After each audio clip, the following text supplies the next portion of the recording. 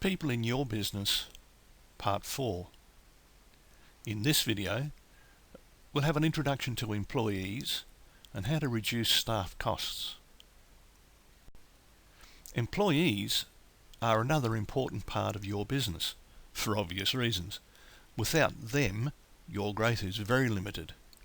In fact, they are really important for several reasons. Let's look at each of them and see what they mean for your business. First and most obvious, they expand the reach of your business. They allow your business to handle more customer interactions than you can alone. And they handle customers that you don't have time to see. This in turn leads us to these important features of employees. First, they will treat your customers the way you treat them. Not necessarily as a deliberate action, but they will take their cues from you. You establish the culture of your organisation and they simply get into step with that. Now, why is that important? If you're overly tough on your staff, they will not present a positive image to your market. They will act tough to people who want to buy from you. Put that another way, regardless of what your marketing and promotional messages say, doing business with your organisation will not be a positive experience for your market. And when that happens, as soon as your market discovers an alternative, they take all their business there. That doesn't mean that your employees should be treated like royalty and allowed to do whatever they like. It does mean, however, that they have to enjoy working for you and want to come into work each day, and for more than just a bare minimum wage. You want your team to go the extra mile for your customers? Then give them the tools they need and the motivation to do that by treating them well. And that takes us to a second important aspect about employees. I've often heard people say, I don't train them. As soon as I get them trained up, they leave. The question that most needs to be answered here is, are they leaving because now they're trained, or was training the only thing keeping them there?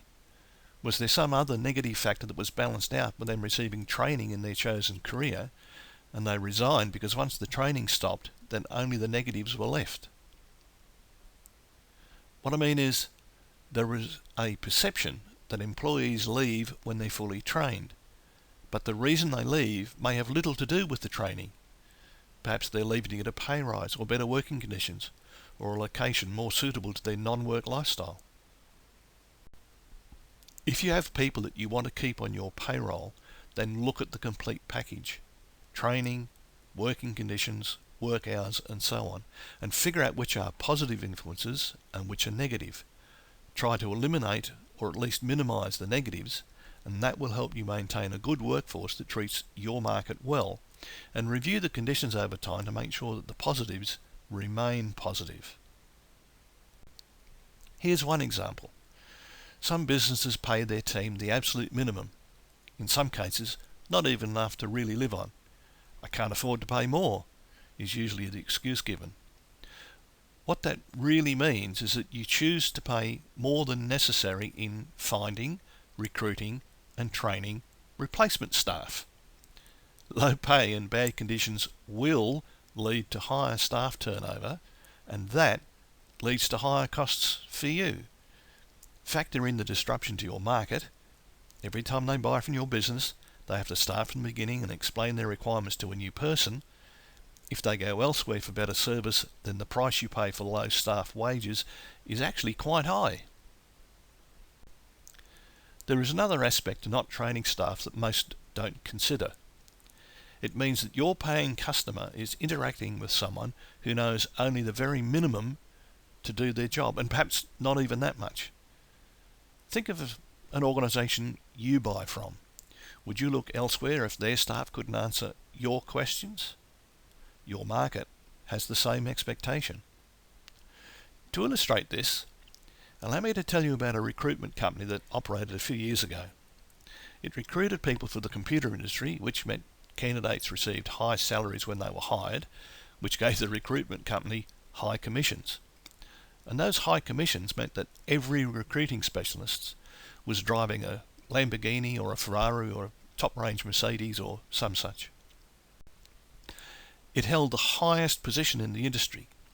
Companies recruited through it because they got exactly the employees they needed without having to do the work of finding them. It was the go-to recruitment organisation for candidates too, because they knew that this company would place them into a good job that suited their skills and career aspirations. Then the founder decided to retire and sold the business. Now you've already figured out that the purchase price was quite high, and the new owner decided to adjust the commission structure. He reduced the percentage commission paid to recruiters, took away some perks, and implement new work regulations. Now these recruiters were in demand. Every competitor company wanted to hire them away from the organisation because of their industry contacts and skills in placing candidates. So within 6 months they'd all left and the organisation just folded. There wasn't actually even anything left to sell. The new owner paid a premium price, treated his employees in ways that they didn't think were okay, and because of that, lost everything. If staff are leaving your organisation as soon as they are fully trained, then there is probably something else you need to figure out. It is likely that they stayed only because you were training them. So what else is it that is causing them to want to leave?